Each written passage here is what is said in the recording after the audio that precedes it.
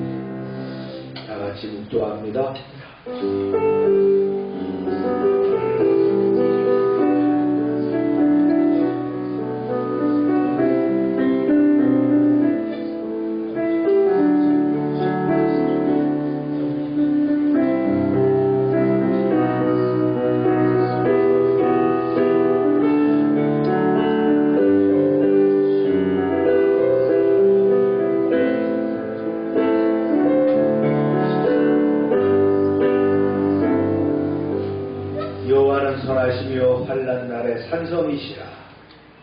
그는 자기에게 피하는 자들을 아시느니라. 아멘. 사랑과 자비가 풍성하신 하나님 아버지, 7월의 무더위 속에서도 변함없는 주의 은혜로 우리를 예배자리로 불러주시니 감사합니다. 아멘. 오늘도 말씀과 찬양 가운데 주님의 임재를 사모하며 나옵니다. 우리의 마음과 영혼을 새롭게 하여 주옵소서. 아멘. 주님, 특별히 중남부 지역에 내린 집중호우로 인해서 고통당하는 이웃들을 위해서 간구드립니다.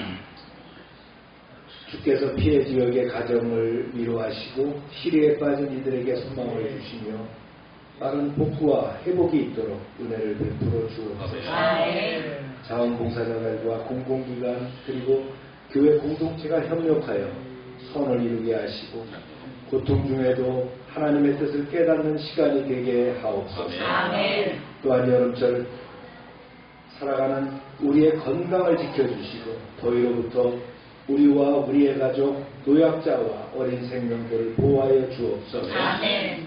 성도들의 삶의 터전과 일터 위에 형통함과 지혜를 더하여 주시고 아멘. 모든 사업장이 번창하고 일상의 열매를 풍성히 거두게 하옵소서. 아멘. 오늘 예배드리는 이 예배를 통하여 우리 모두가 말씀에 경건히 반응하고 삶으로 실천하는 믿음의 증인이 되게 하시며 우리 안에 시작하신 선한 일을 주님께서 끝까지 이루어가시기를 간절히 소망합니다. 아멘. 예수 그리스도의 이름으로 기원합니다. 아멘.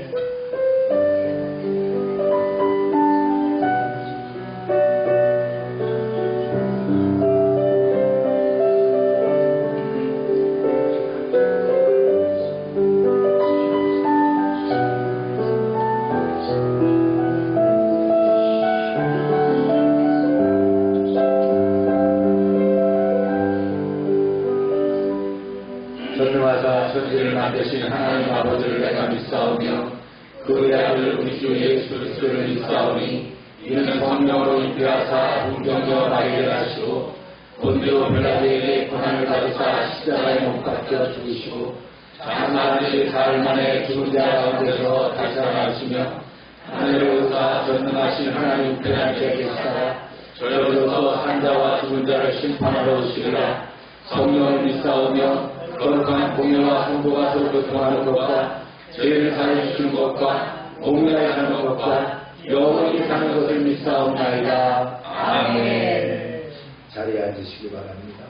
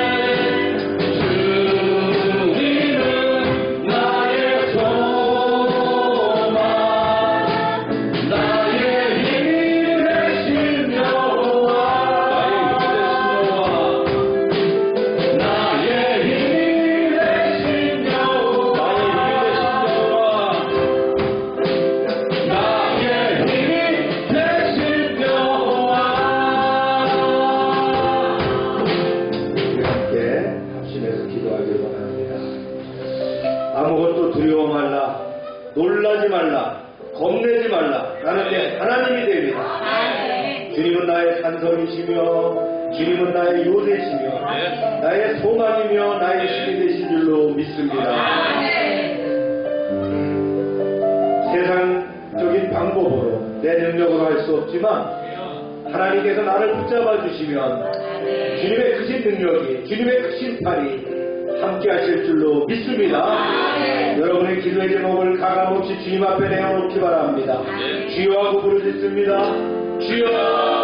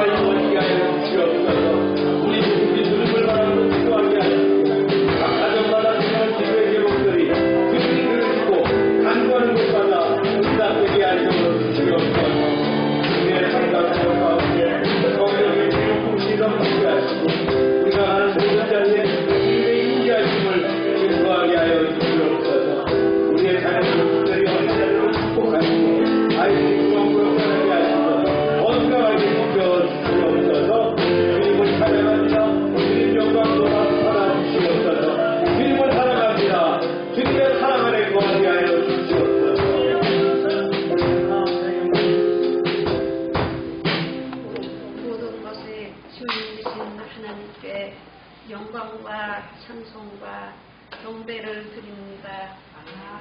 믿음이란 인간의 관점을 포기하고 하나님의 관점을 택하는 것이기에 인간의 관점을 가지고 수단과 방법대로 살아간다면 하나님의 은총과 인도를 받을 수 없음을 깨닫게 하소서. 인간의 관점을 버리고 하나님의 관점을 택하여 성경 말씀이 지시하는 대로 살게 하소서. 하나님께서 책임지고 돌아보아 주소서. 어느 곳에 있든지 지켜보시는 하나님, 하나님의 뜻을 이루는 일이라면 담대하게 전진하게 하시어 모든 것을 선으로 바꾸시고 도와주소서. 이웃을 생각하여 위에 살아가는 생활을 하게 하시고 하나님의 능력을 체험하는 가운데 생명 있는 신앙생활을 할 수 있도록 하소서. 지혜와 분별의 영을 주옵소서. 성경 말씀을 읽고 설교 말씀을 듣고 성령님의 도우심을 통하여 하나님과 동행하게 하시어 언제 어디서나 성공적인 삶을 살게 하소서. 정직한 마음과 성실 그리고 긍정적인 사고방식을 하나님을 기쁘시게 하는 믿음의 토대이게 하소서. 자유케 하시는 하나님, 우리가 주 안에서 참된 자유인으로 성결하고 사랑이 넘치는 삶을 살게 하소서. 성결과 절제의 삶을 살아가게 하소서. 담대한 가운데 믿음과 진리에 서서 빛과 소금으로 살아가게 하소서. 우리나라를 지켜주소서. 많은 호우 속에 여러 가지 피해가 많습니다. 생명을 잃은 사람도 많습니다. 하나님께서 지켜주시고 구해 주시옵소서. 말씀을 전하시는 목사님 더위에 지치지 않도록 지켜주시옵소서. 모든 말씀을 우리 주 예수 그리스도의 이름으로 기도드리옵나이다. 아멘.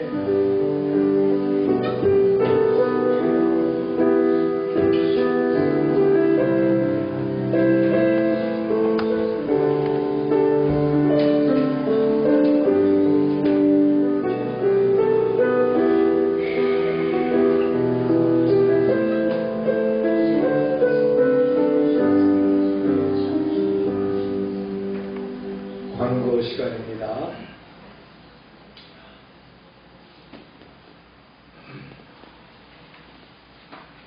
우리가 매일 전도하고 또 큐티하는 것을 생활하기 바랍니다.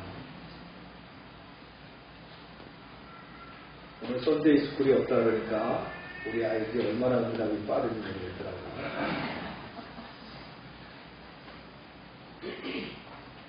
저도 아침에 그래서 좀 여유가 있었어요.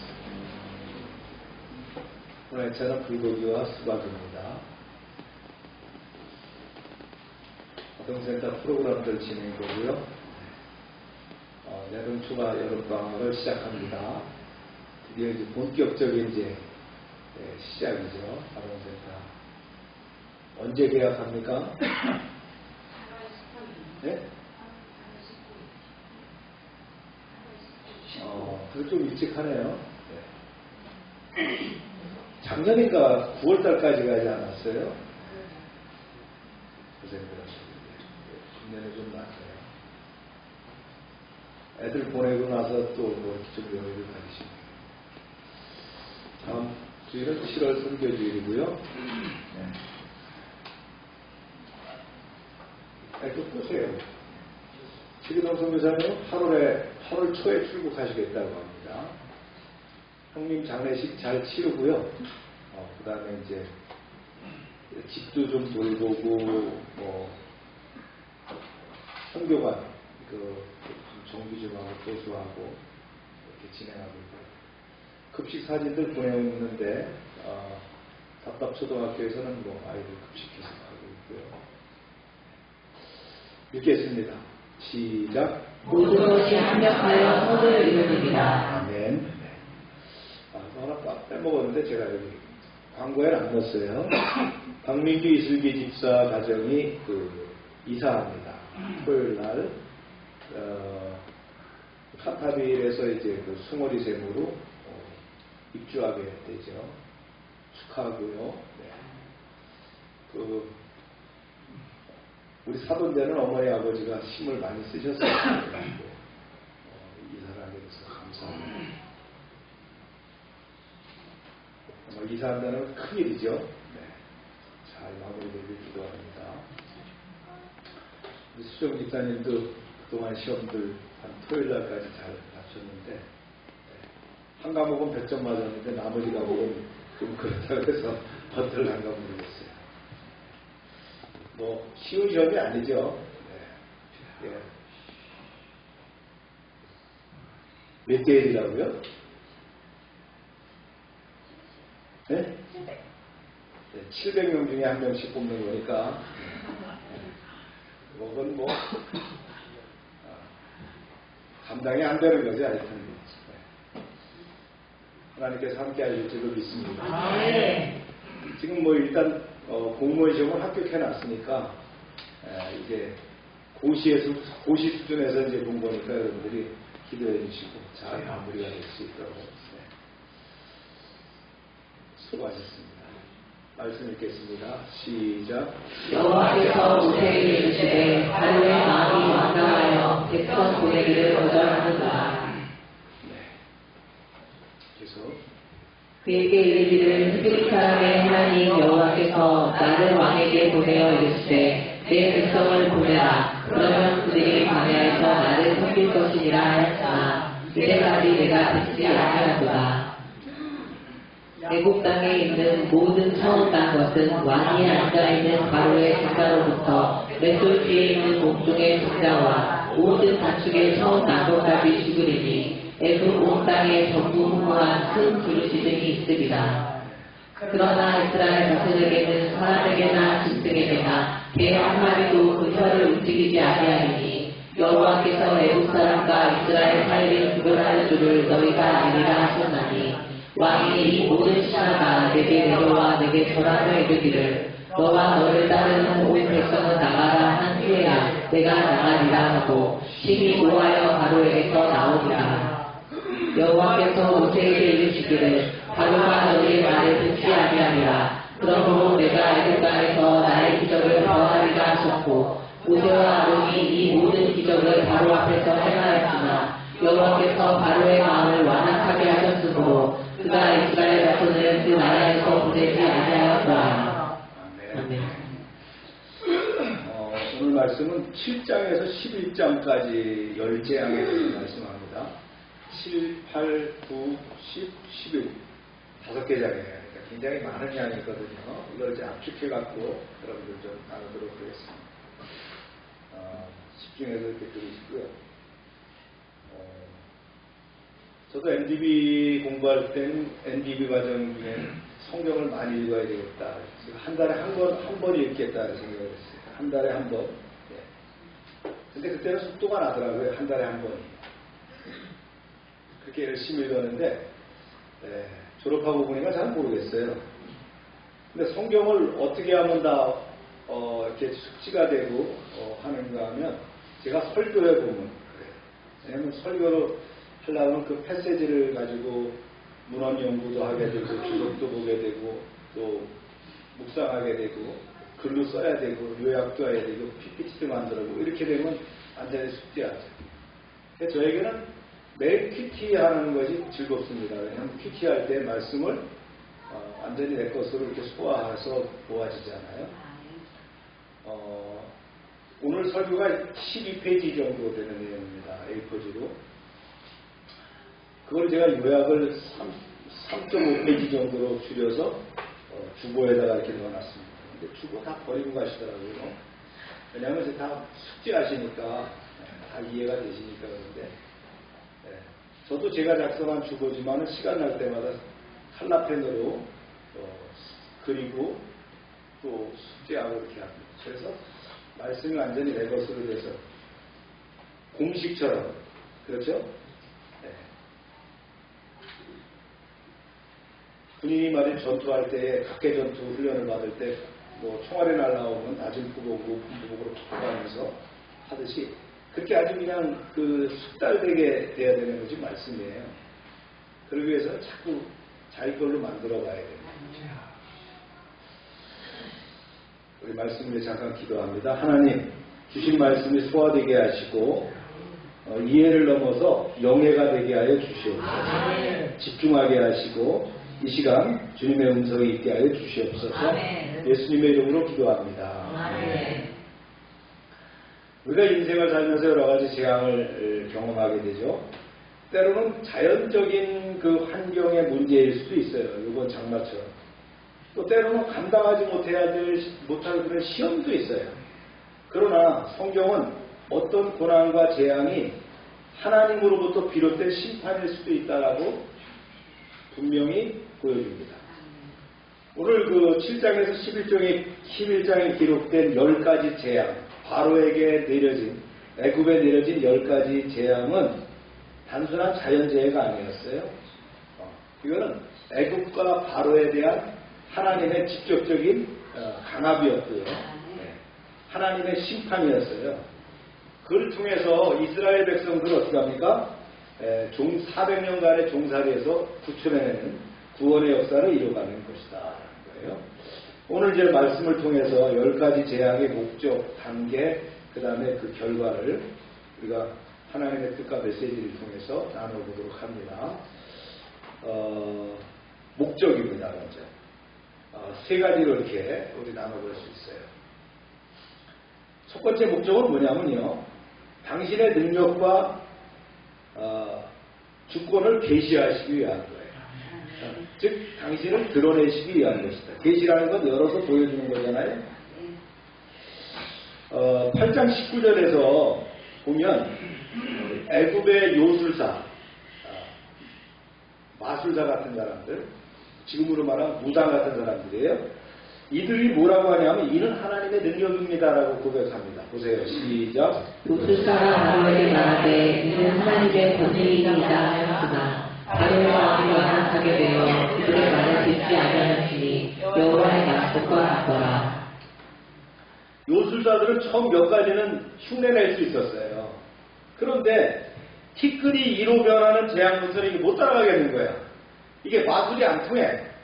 어떻게 티끌이 이로 변해? 그것도 수많은 이로 변해가지고 이걸 안 되는 거야. 그들은 하나님의 능력이 사람이나 사단의 능력과는 비교할 수 없는 차원이라는 걸 인정할 수밖에 없었어요. 하나님의 능력 앞에 사단의 그 흉내도 무력함을 드러내게 됐다는 거예요. 그래서 하나님은 바로에게 이렇게 말씀하셨어요. 시작. 내가 너를 세워주는 나의 능력을 내게 보이고 내 이름이 온 천하에 전파되게 하려 하였습니다. 그래서 이 말씀은 하나님께서 재앙을 통해서 당신의 이름과 권세가 온 만방에 말이죠. 선포되기를 원하신다는 뜻입니다. 그래서 하나님의 심판은 곧 그 이름과 능력을 드러내는 어떤 수단이라고요? 계시의 수단이다. 그 다음에 이제 두 번째 목적이요. 재앙의 목적이 뭐냐면 심판입니다. 이 10가지 재앙은 애굽이 자랑하던 자연환경, 그 다음에 경제력, 신비적인 그 종교, 또 종교적인 권위, 또 왕권, 그런 신화체계, 이런 것들을 전부 다 한꺼번에 깨트리는 그런 심판이었다. 그래서 이 재앙은 애굽이 숭배하는 신들과 직접적으로 연결되어 있어요. 그들이 신이 뭐예요? 나일강, 개구리, 가축, 하늘과 땅, 태양, 어둠, 이런 것들이 그들의 신으로 섬겼던 거거든요. 신격화했던 것들이에요. 그런데 이것이 다 가짜 신이고 거짓이다. 그들의 문화체계가 잘못되었다라는 것을 철저히 무너뜨림으로 보여줬다. 이게 심판이었다. 보세요. 시작. 내가 그 손을 애굽에 펴서 여러 가지 이적을 그 중에 행하리라. 그가 그들을 보내리라. 하나님의 손은 단순한 경고가 아니라 애굽의 우상 문화 전체에 대한 심판의 손이 되었죠. 세 번째 목적입니다. 해방입니다. 이스라엘의 해방. 이 10가지 재앙의 궁극적인 목적은 애국과 바로를 말이죠. 힘들게 하고 괴롭히려고만 하는 것이 아니다. 궁극적인 목적이 뭐예요? 하나님의 강한 손 편팔로 구원하시고자 하는 뭐가 있었어요? 이스라엘 민족을 구원하시기 위함이었다. 할렐루야. 보세요. 시작. 내 백성을 보내라. 그들이 나를 섬길 것이라. 이게 이제 주요 메시지입니다. 바로가 완악한 마음, 강팍하다 그랬죠. 그래서 안 보내려고 했는데 어떻게 합니까? 오히려 그를 강팍하게 해서 더 큰 권능과 영광을 드러내십니다. 그러면서 말씀하셨어요. 보세요. 시작. 내가 애국 사람들의 마음을 완악하게 할 것인즉 그들이 그 주를 따라 들어갈 것이다. 내가 바로와 그의 모든 군대와 그의 병거와 마병으로 말미암아 영광을 얻으리니. 이 구절이 단지 전쟁의 결과를 말하는 것이 아니에요. 하나님은 이스라엘의 해방 자체를 하나님의 영광을 드러내는 무대로 삼으셨다.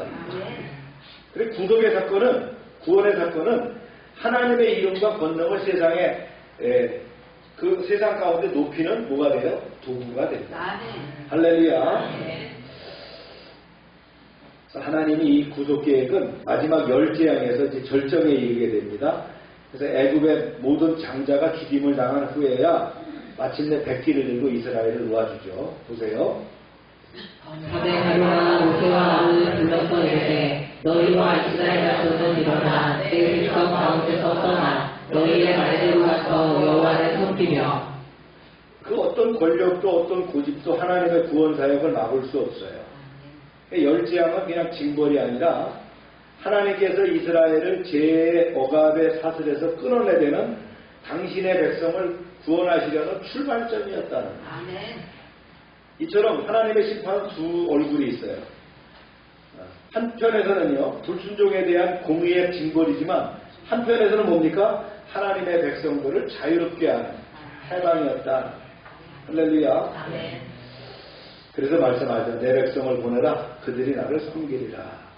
이게 민족의 탈출일 뿐만 아니라 하나님 백성의 탄생이었다는 거예요. 이 출애굽의 역사는 하나님의 나라의 탄생이라는 거예요. 그 다음에 두 번째 재앙의 단계입니다. 10번의 재앙을 점진적으로 내리시죠. 그래서 이 재앙은 하나님이 직접 개입하신 그런 아주 직접적인 타격, 직접적인 도전일 뿐만 아니라 하나님의 주권과 이름을 세상에 알리는 계시적인 사건이었다는 거예요. 첫 번째 재앙이 뭐였죠? 네, 피입니다. 그죠? 나일강이 뭘로 바뀌었어요? 피로 바뀌었어요. 생각해보세요. 우리 유승천이 피로 바뀌었다. 서울에는 한강이 피로 바뀌었다면 어떻게 되겠어요? 그런 사건이 일어났다. 그들이 가장 신성시하는 게 나일강입니다. 그게 피가 됐어요. 즉 애국을 지키는 신들에 대한 심판이었죠. 자, 봅니다. 시작. 모세와 아론이 여호와께서 명령하신 대로 행하여 바로와 그의 신랑의 목전에서 지팡이를 들어 강물을 치니 그 물이 다 피로 변하고 강의 고기가 죽고 그 물에서는 악취가 나니 애국 사람들이 강물을 마시지 못하며 애국 온 땅에는 피가 있습니다. 애국 사람들은 매년 나일강이 범람해서 상류로부터 많은 것들을 끌고 내려오죠. 거름이 될 만한 것들. 그래서 할에다 갖다 놓으면 그것이 농사가 잘 되는 그런 구조였어요. 그래서 대표적인 신들이 하피, 범람의 신, 이시스, 생명의 신, 크롬, 수호신 이런 신들을 섬겼는데 이 신이라고 생각했던 나일강이 어떻게 됐어요? 피바다가 됐다는 거예요. 피로 변한 강은 생명의 근원이 아니라 뭐가 됐어요? 저주의 근원이 됐어요. 물고기가 죽고 물이 썩었어요. 이건 뭐예요? 하나님만이 참 생명의 근원이라는 걸 선포하는 강력한 표적이었다. 두 번째는 뭐가 나오죠? 네. 나일강에서 나오는 거예요. 뭐가? 개구리가 나왔어요. 나일강에서 그 개구리가 말이 끊임없이 올라오는 거예요. 그래갖고는 개구리 떼가 넘쳐갖고 궁궐과 가정과 침실과 부엌까지 침투해가지고 완전히 그 극심한 혐오감과 고통을 안겨줬어요. 그런데 그들을 보세요. 시작. 아론이 손을 애국 물들 위에 내밀매 개구리가 올라와서 애국 땅에 덮이니. 이 개구리는요 다산과 출산을 주관하는 헤케트라고 하는 신이었어요. 그들에게는. 그래서 헤케트는 머리를 가진 여신, 개구리 머리를 가진 여신인데 이걸 숭배하면 출산과 생명이 신성하게 된다라는 그런 존재로 여겨졌어요. 그런데 이것을 뭘로 썼다고요? 재앙의 도구로 하나님을 사용하셨다. 개구리는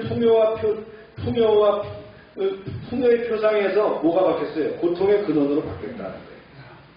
그래서 그들의 신이 뭘로 바뀌었어요? 혐오로 바뀌는 그런 상황이 됐다는 거예요. 우상의 헛됨을 폭로하게 됐죠. 세 번째 신가 뭐라고요? 이가 나왔다. 모세가 지팡이로 땅에 티끌을 치자 그들이 변해서 뭐가 됐어요? 이가 됐어요. 이거는 마술사도 흉내낼 수 없다 그랬어요. 참 하나님 별걸 다 쓰시죠?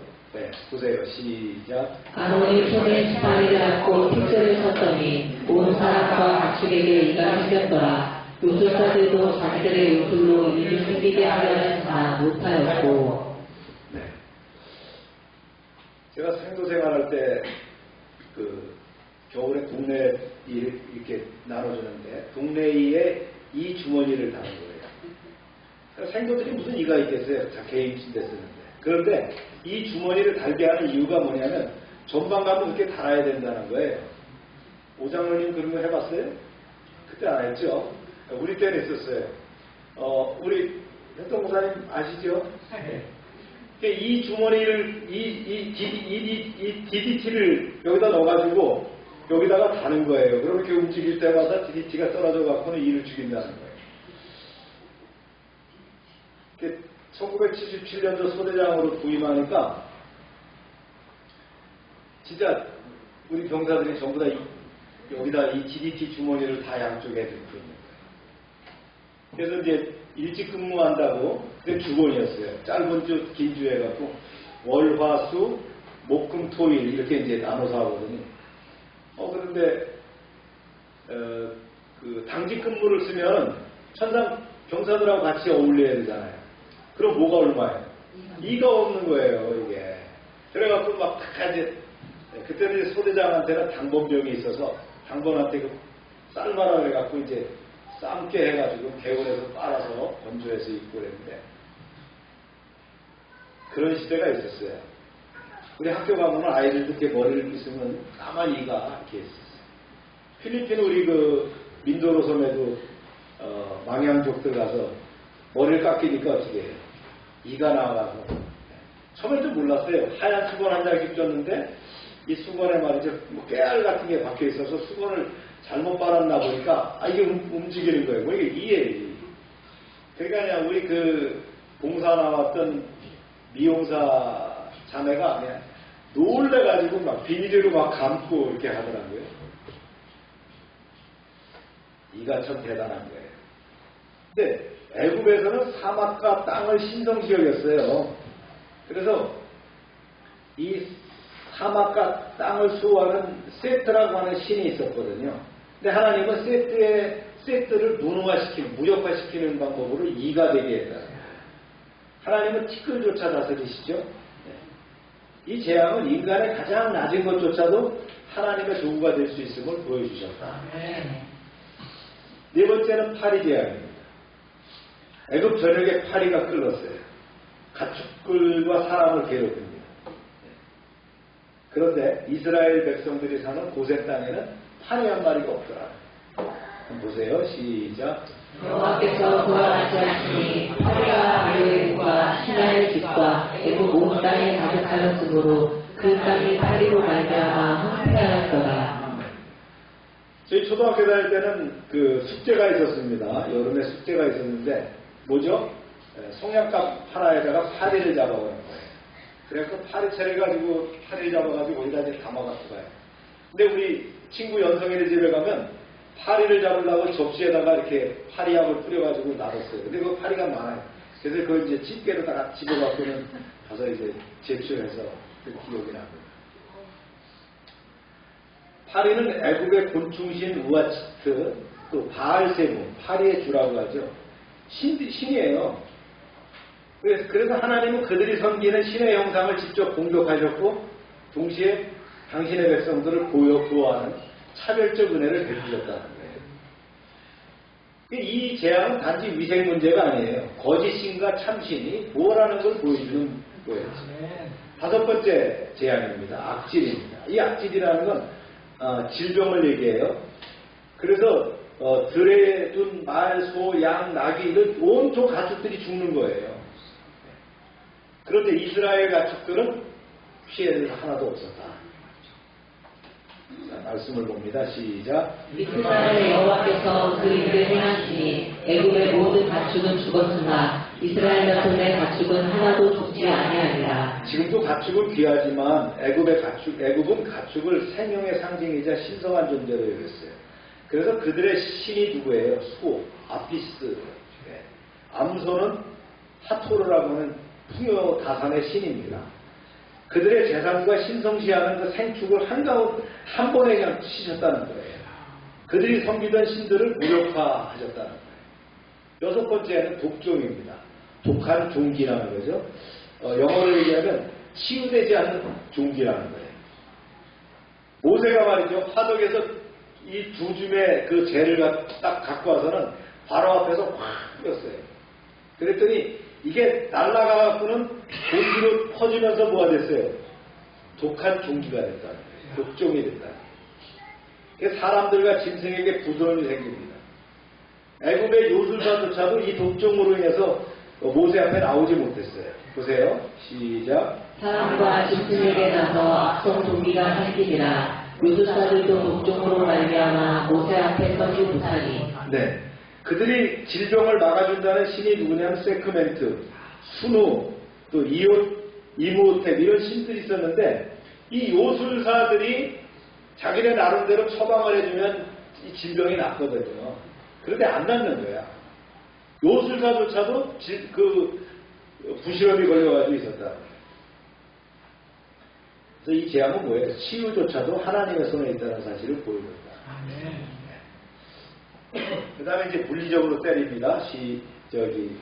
우박 재앙. 근데 그냥 우박이 내리는 게 아니에요.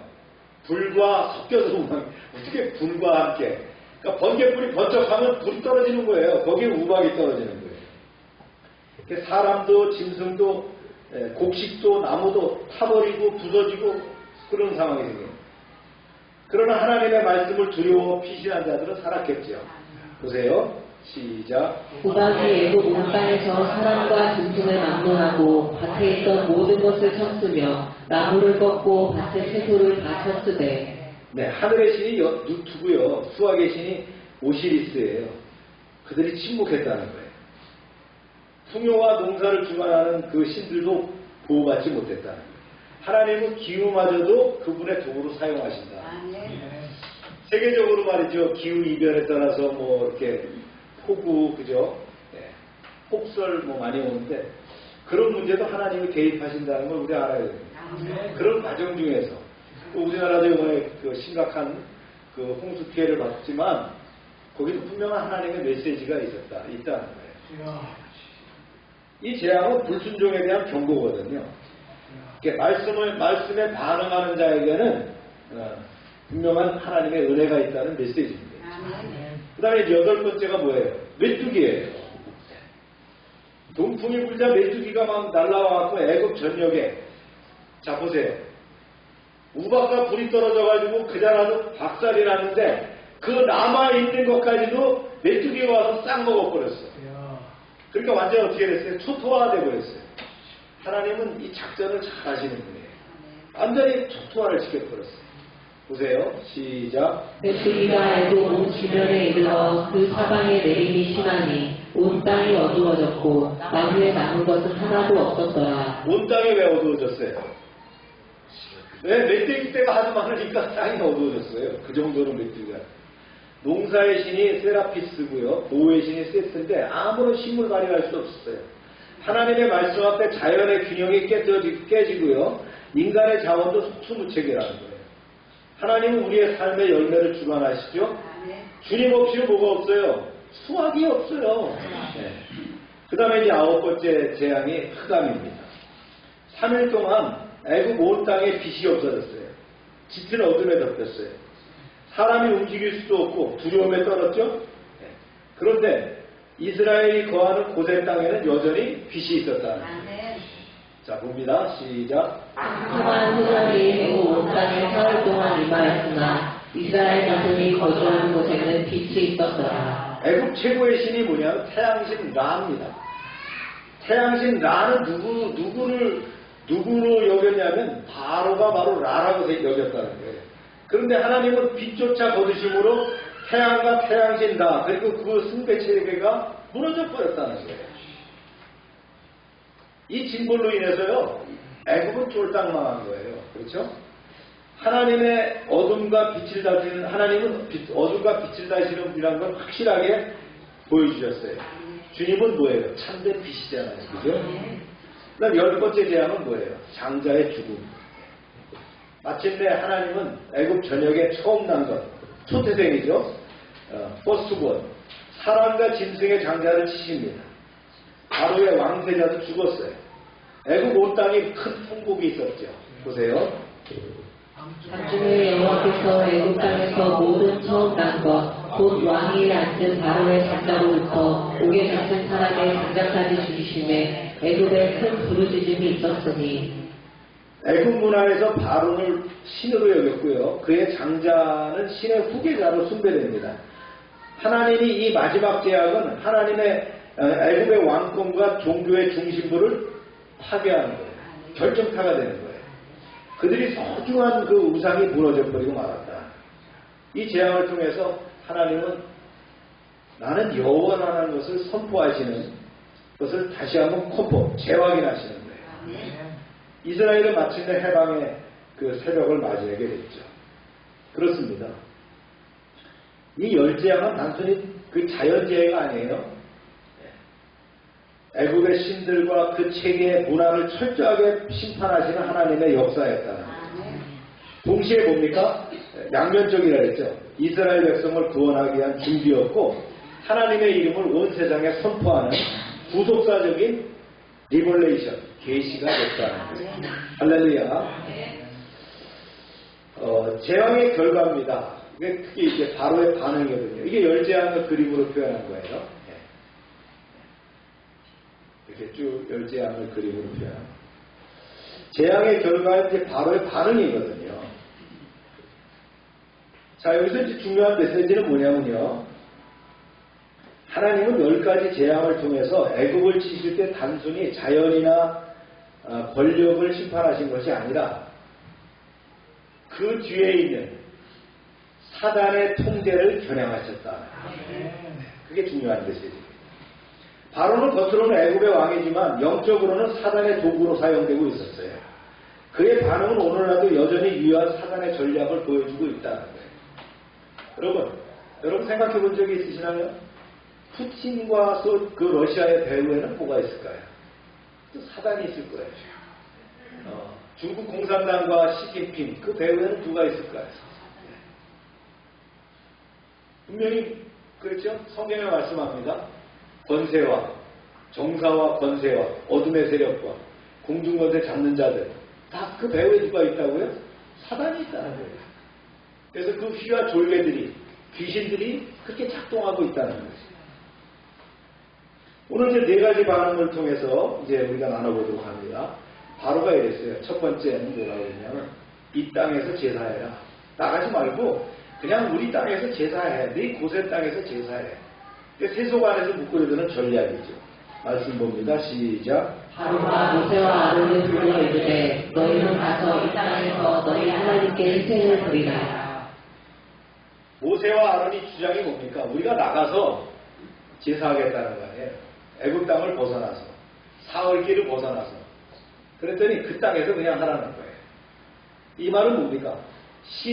신앙을 세속의 질서와 한계 안에서 가두려는 거예요. 그래서 사단의 첫 계략이 바로 그겁니다. 오늘도 마찬가지죠. 세상은 말합니다. 믿어도 좋아. 그런데 세상을 떠나지 마. 교회 안에만 머물러 있어. 내 가치관은 세속 틀 안에서 유지해. 믿음은 불리고 거룩은 구별된 거죠. 그래서 세상 안에서 믿되 세상과 섞이지 않는 삶을 살아야 된다는 거예요. 다시 얘기합니다. 세상 안에서 살 때 세상에 섞여서는 안 된다는 거예요. 그래서 하나님의 자녀 신자는요. 세상의 통치 아래에 있는 존재가 아니라 하나님의 백성이라는 거예요. 우리의 시민권 어디에 있다고요? 하늘에 있습니다. 할렐루야. 이게 바로의 첫 번째 전략이에요. 두 번째는 뭐라고 그랬냐? 멀리 가지는 마. 헌신을 제한하는 거예요. 말씀 봅니다. 시작. 바로가 이르되 내가 너희를 보내리니 너희가 너희 하나님 여호와께 광야에서 희생을 드릴 것이나 너무 멀리는 가지 말라. 바로는 그 이스라엘이 예배하러 가는 것을 허락하지만 너무 멀리 가지 말라고 경고하는 거예요. 이게 뭐예요? 헌신을 적당히 해라. 이 유혹입니다. 중간지대, 회색지대에 머물러라. 이게 사단의 전략입니다. 여기 많이 빠질 수 있어요. 이도 저도 아니에요. 그리스도인인데 그리스도인이라고 교회는 다니는데 리얼 크리스찬은 아니에요. 헌신이 없는 거예요. 현대신앙인에게 사단의 습삭입니다. 예배는 드려도 돼. 그러나 너무 극단적이지 마. 균형 잡힌 신앙인이 돼야지 않겠어? 너무 깊이 들어가지 마. 굉장히 이성적이고 말이죠. 고상하게 얘기하고. 그러나 중요한 건 중심이잖아요. 어떻게 반쯤 사랑할 수 있어요? 주관돈 집사님이 김미지 원사님을 반쯤만 사랑한다면 그 가정이 어떻게 되겠어요? 그죠? 반만 사랑해서는 안 된다. 온전한 사랑이 필요하다. 그죠? 사단은 그렇게 요구하는 거예요. 그래서 헌신을 어떻게 합니까? 제한적으로 하는 거예요. 아닙니다. 우리는 어떻게 사랑해요? 사랑하는 사람을 어떻게 사랑한다고요? 네. 주권적으로 사랑하는 거예요. 헌신이 필요하다. 할렐루야. 제가 주관돈 집사님이 앞에 앉으셨기 때문에 예를 든 겁니다. 네. 아주 전적으로 사랑하는 부부인 줄로 믿습니다.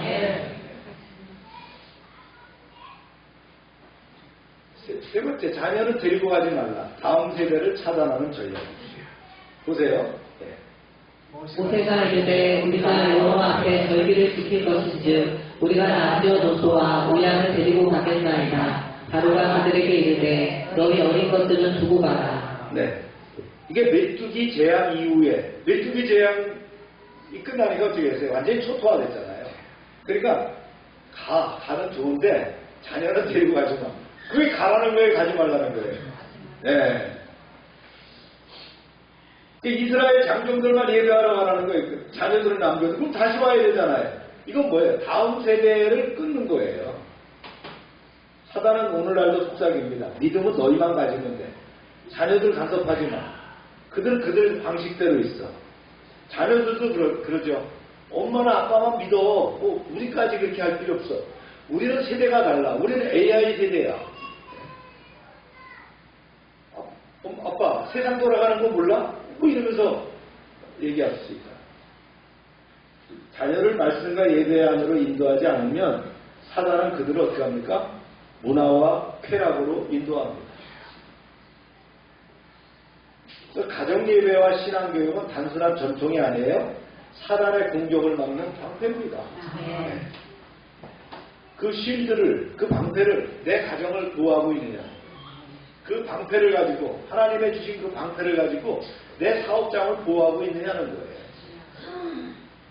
네 번째 반응이에요. 가축은 두고 물질 헌신을 방해하는 거예요. 가축을 두고 가라는 거예요. 자, 봅니다. 시작. 바로가 모세를 불러서 이르되 너희는 가서 여호와를 섬기되 너희 양과 소는 머물러 두고 너희 어린 것은 너희와 함께 갈지니라. 바로는 이제 자녀들과 함께 떠나는 것까지 허락해. 왜요? 흑암 제약을 받았거든요. 초토화가 된 데다가 이제 완전히 그 어둠이 있단 말이에요. 그게 오니까 이제 이렇게 얘기하는 거예요. 아이들과 함께 가는 것은 허락하지만 가축, 즉 재산을 남기고 말하는 거예요. 아니 그럼 길을 떠나는 사람이 무슨 맨몸으로 갑니까? 이게 말도 안 되죠. 이는 하나님께 헌신하라는 그 자에게 어떻게 합니까? 마음은 바쳐도 물질을 바치지 말라. 이게 유혹입니다.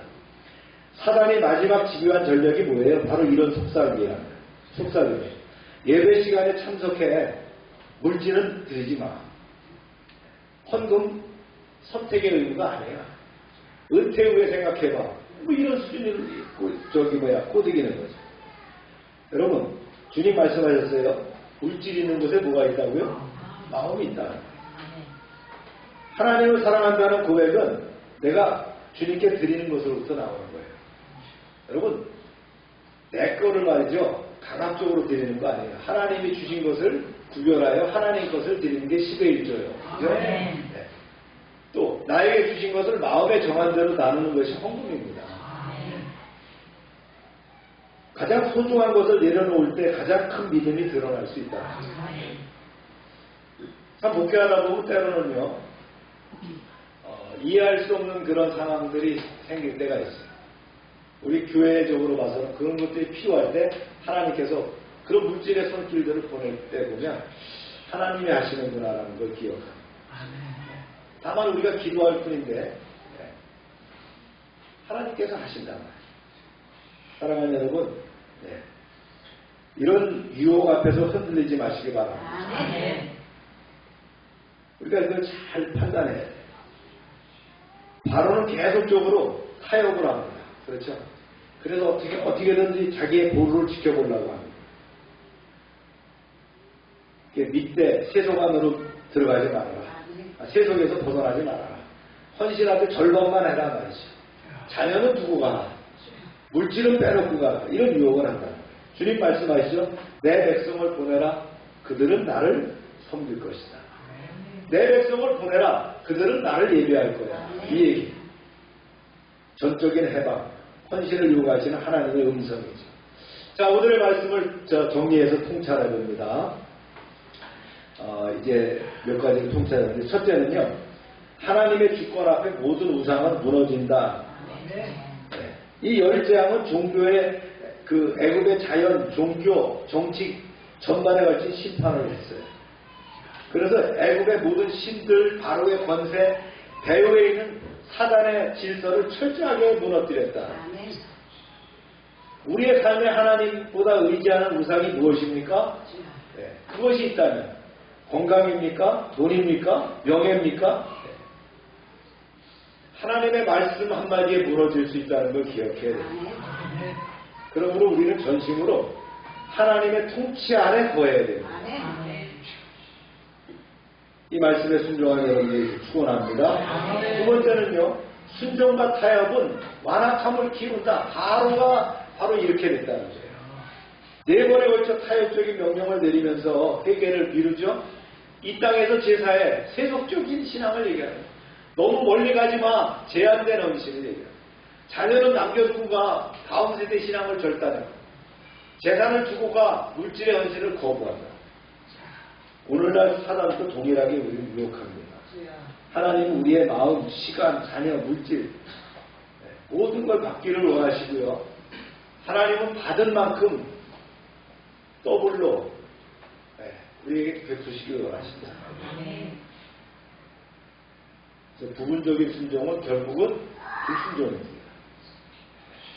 따라합시다. 부분적인 순종은 결국 불순종이다. 세 번째 우리 이제 인사이트는요, 하나님의 구원은 예배와 섬김을 위한 해방이다.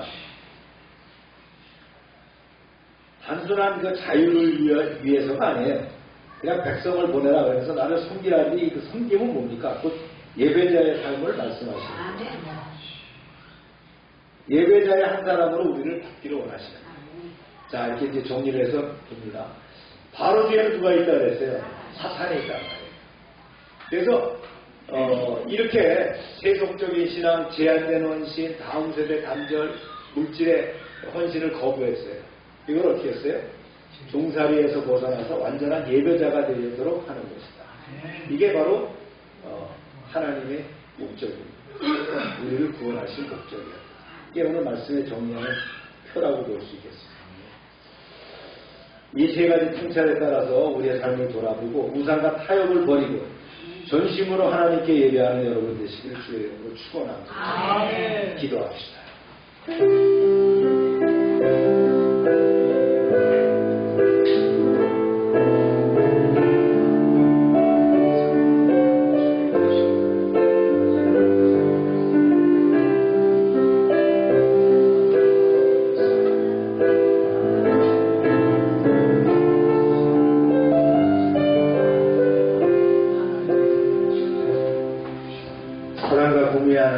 오늘 출애굽기 열 재앙을 통해서 하나님의 놀라운 능력과 주권을 다시 한번 깨닫게 하시니 감사합니다. 바로의 강팍한 마음과 사단의 끈질긴 유혹 속에서도 당신의 백성을 해방시키시고 당신의 이름이 온 천하에 전파되게 하신 하나님의 뜻을 찬양합니다. 주님, 저희의 삶 속에도 때로는 바로와 같은 완고함이 혹은 사단의 교묘한 속임수가 자리할 때가 있음을 고백합니다. 세상 속에서 믿음을 지키되 너무 깊이 들어가지 말라는 유혹, 다음 세대를 믿음으로 양육하는데 소홀하게 만드는 유혹, 그리고 물질에 대한 집착으로 온전한 헌신을 방해하는 유혹으로부터 저희를 지켜주옵소서. 저희의 마음과 뜻을 온전히 주님께 드리며 물질에 대해서도 자유하여 주님을 사랑하는 참된 헌신을 드릴 수 있도록 성령님 인도하여 주옵소서. 저희의 삶을 통해서 하나님의 능력이 드러나게 하시고 주님의 이름이 온 땅에 높임을 받도록 사용하여 주옵소서. 모든 것을 주님께 의탁하오며 살아계신 예수님의 이름으로 기도합니다. 다 같이 일어나셔서 358장 찬송 부르고 축도로 마칩니다.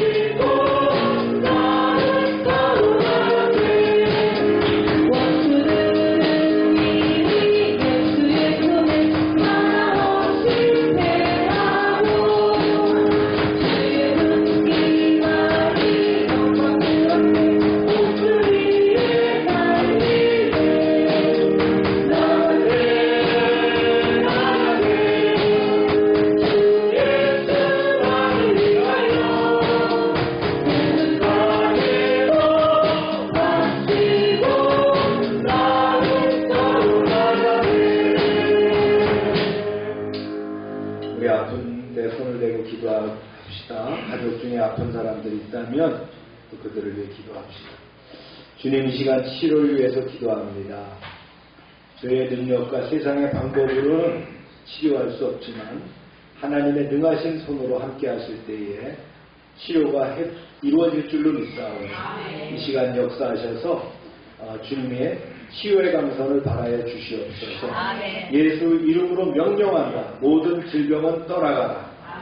병의 근원은 마르고 깨끗하게 될지어다. 주님 역사하셔서 치료가 급속히 이루어지게 하시고 기도가 응답되게 하여 주시옵소서. 날마다 넘치게 하시는 하나님의 구원의 은총에 감사드리며 저희에게 주신 것을 구별하여 하나님께 드립니다. 이제 하나님의 약속대로 11조를 드리며 감사헌금, 선교헌금, 작정헌금을 드립니다. 주님 30배, 60배, 100배로 응답되게 하여 주시옵소서. 주님의 도가 눈동자처럼 드러나게 하시고 과실이 기한 전에 떨어지지 않게 하시고 아버지 기업이 아름답게 복되게 지켜주시옵소서. 하나님의 말씀을 삼가듣고 그 모든 명령을 지키는 백성들을 축복하셔서 세계 모든 민족 위에 뛰어나게 하여 주시옵소서. 말씀에 순종하면 모든 복이 우리에게 미칠 줄로 믿습니다. 성읍에서도 복을 받고 들에서도 복을 받고 몸의 소생과 토지의 소산과 짐승의 새끼와 우양의 새끼가 복을 받으며 광주리와 떡반죽 그릇이 복을 받으며 들어와도 복을 받고 나가도 복을 받게 하여 주시옵소서. 대적이 일어나 우리를 치료할지라도 그들이 한 길로 왔지만 7길로 도망가게 하여 주시옵소서. 하나님께서 우리를 위하여 하늘의 아름다운 보고를 열어사 우리의 땅에 때를 따라 비가 내리게 하시고 우리가 손으로 하는 모든 일에 복을 주셔서 많은 사람들에게 나누며 베풀게 하시고 머리가 되고 꼬리가 되지 않게 하시며 위에만 있게 하시고 아래 있지 않게 하여 주시옵소서. 저희가 드린 물질이 하나님이라는 데 쓰임받을 때에 쓰는 곳마다 하나님의 이름과 영광이 드러나게 하여 주시옵소서. 이제는 우리 주 예수 그리스도의 은혜와 하나님 아버지의 크신 사랑과 성령의 교통하심이 이제로부터 영원토록 함께 하시기를 축원하옵나이다. 아멘.